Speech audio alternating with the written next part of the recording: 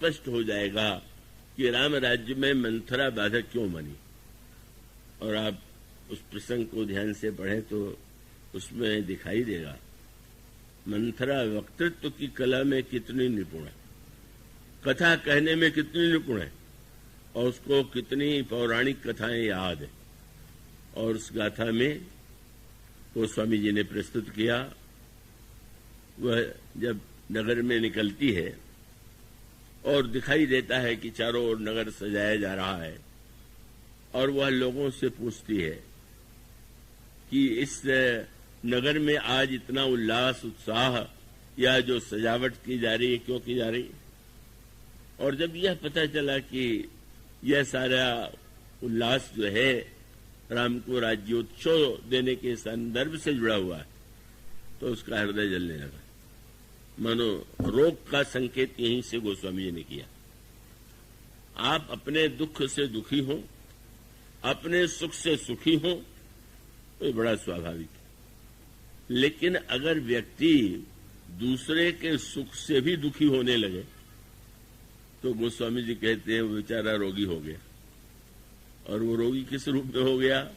बोले पर सुख देख ही जननी से इच्छाई।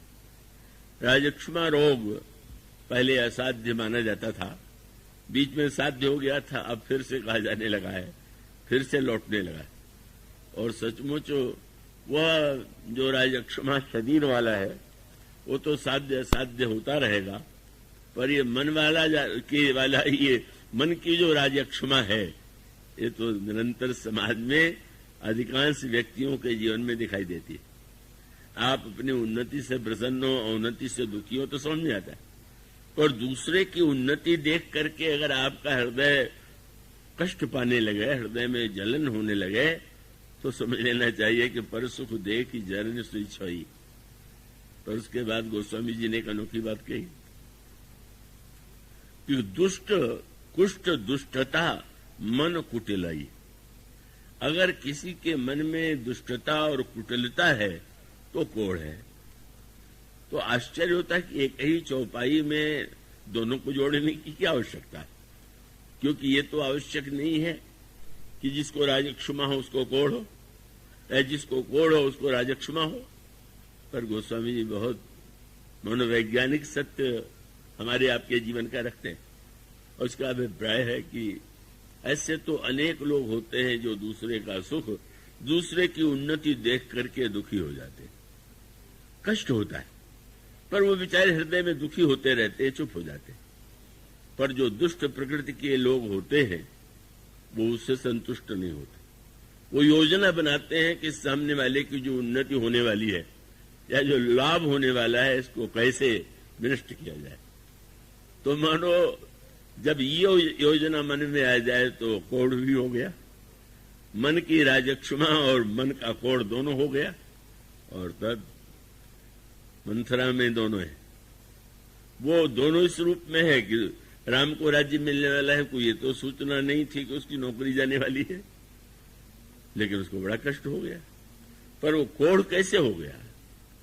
उसने सोचा अच्छा कोई ऐसी योजना बनानी चाहिए कि जिससे यह राज जो राम के बनने का स्वप्न है साकार न हो सके। और गोस्वामी ने करे विचार को बुद्ध को जाती, होई अकाज कौन विधिराती।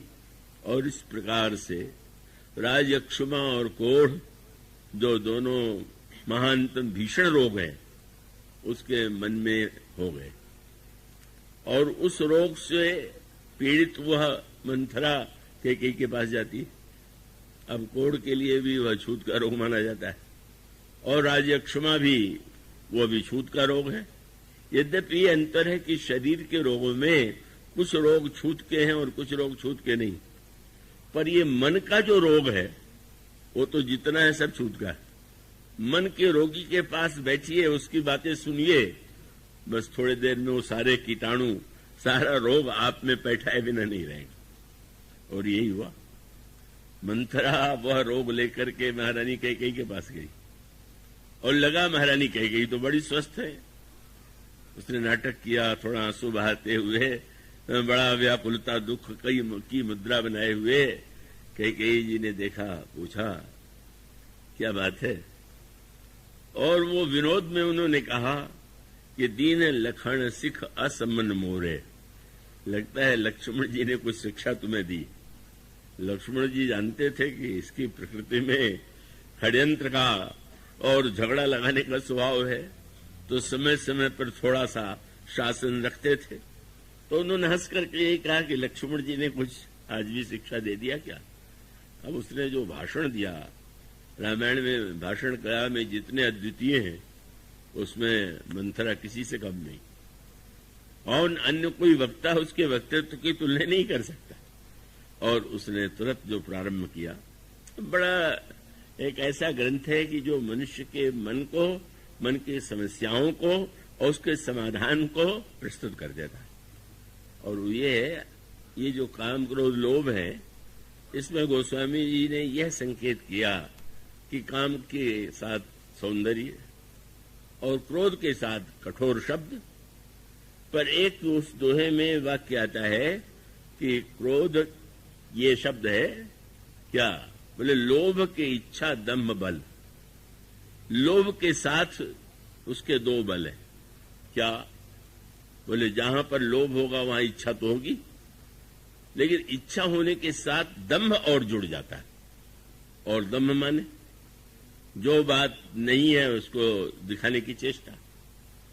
तो मंथरा की कला क्या है कि उसने ये कहा, जो दंभी लोभी होता है वो हमेशा ये सिद्ध करने की चेष्टा करता है कि उसका कोई स्वार्थ नहीं, वो तो जो कुछ कर रहा है उसमें उसकी कोई चिंता ही नहीं।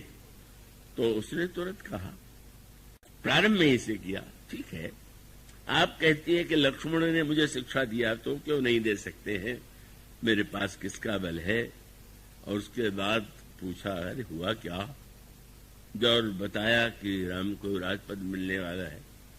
तो कैकेयी इतनी स्वस्थ थी कि उन्होंने तुरंत कहा कि अरे इतना सुखद समाचार, और अगर राम को सचमुच राज्य मिलने वाला है तो साचे हो राम राज जो काली, देव तो ही मन भावताली। जो तुम मांगोगे मैं तुम्हें वही दूंगी। आप कल्पना कीजिए मंथरा में कितना धैर्य होगा। इसके सुनने के बाद तो उसको अपने चुप हो जाना चाहिए, ये तो प्रसन्न हो रही। पर जब उसने और दुख प्रकट किया तो कैकेयी जी क्रुद्ध हो गई, और क्रुद्ध होकर के कहा कि तू घर में झगड़ा लगाने वाली, घर को फोड़ने वाली है, और आगे तूने कभी कोई ऐसी बात की तो उधर जीभ कढ़ाऊं तोरी, तेरी मैं जीभ कटवा लूंगी। ऐसी धमकी सुन के कौन नहीं घबरा जाएगा। पर मंथरा का धैर्य जो है, जो लोग इस कला के निपुण होते हैं वो धैर्यशाली भी बहुत होते हैं। उसने तुरंत कहा कि ठीक तो है। और क्या शब्द कहा कि आप ये बताइए कि मेरे लिए क्या अंतर पड़ता, को नृप हो ही हमें कहानी, चेरी छाड़ अभोग की रानी। अब मैं तो दासी की दासी रहूंगी, मैं अपने स्वार्थ के लिए कुछ कह रही हूं क्या, क्या मुझे राज्य मिलना चाहिए, क्या मैं ये कह रही हूं क्या, पर मैं क्या करूं। आपने यह मुझसे कह डाला तो दूसरे को मैं दोष नहीं दूंगी, ब्रह्मा ने पहले ही मुझे कुरूप बना दिया। क्या चतुराई से कारी कुरूप विधि परवश की कीना, और कुरूप बनाने के बाद फिर दासी का काम दे दिया, और उसके बाद मैं क्या करूं। इतना होते हुए भी मैं जो बोल रही हूं, बोले फोरई जोग कपार हमारा, अनबल देखने जाए तुम्हारा। मेरा सिर फोड़ देने योग्य है क्योंकि आपका अनबल नहीं देख सकती। और क्या बाग चातुरी थी, इतनी स्वस्थ दिखाई देने वाली कैकेयी उन दोनों रोगों से ग्रस्त हो गई जो मंथरा में विद्यमान थे। और उस रोग को बढ़ाने के लिए उसने कथा का आश्रय लिया, कथा का सहारा लिया। और कथा के लिए भी उसने कहा, गोस्वामी जी ने कहा कि उसने एक नहीं न जाने कितने दृष्टांत जो है, न जाने कितनी कथाएं पुराण से कैकेयी जी को सुना दिया। स्मरण शक्ति बड़ी तीव्र थी। जो लोग इस कला के निपुण होते उनकी स्मरण शक्ति भी कम पैनी नहीं होती। गोस्वामी जी ने कहा कथा तो बहुत कल्याणकारी है, पर गोस्वामी जी कहते हैं कि उसने सारी कथाओं में से वही कथा चुन लिया जिन कथाओं में सौतों का सौतों से झगड़ा हुआ। ये गोस्वामी जी यही शब्द लिखते हैं, कहे से और दृष्टांत क्या दिया, कद्रु विनत ही दीन दुख तुम ही कौशला देव भरत वंद गृह से ही है लखन राम के नेम। जानती हो कश्यप की 2 पत्नियां थी, कद्रु और विनता। तो तुम तो हो विनता और कौशल्या हैं ये कद्रु। और तुम जानते हो कि जैसे क्या कद्रु ने अंत में जब यह अनुभव किया कि मुझे श्रेष्ठ पद नहीं प्राप्त हो सकता है, तो उन्होंने अपने पुत्रों के द्वारा ऐसा छल किया कि अंत में कौशल्या को दासी, अंत में का विनता को दासी बनना पड़ा। तो तुम तो विनता के समान महान विनम्र हो। अब प्रशंसा तो कैकेयी जी की करनी पड़ेगी। और उसके साथ साथ षड्यंत्र हो रहा है, पुत्र का बहाना बना करके कौशल्या तुमको दासी बनाना चाहती है। ऐसी व्याख्या किया गोस्वामी जी ने कहा, कैसी कथा सत सवतिक है, सैकड़ों सौतों की कथा सुना डाला। क्यों? कथा का उद्देश्य क्या था? तो यही विधि बाढ़ विरोध। कैसे विरोध बढ़े? बोले जब सारे इतिहास में सौत ने सौत को दुख दिया तो कौशल्या कैसे तुम्हें दुख नहीं देंगी।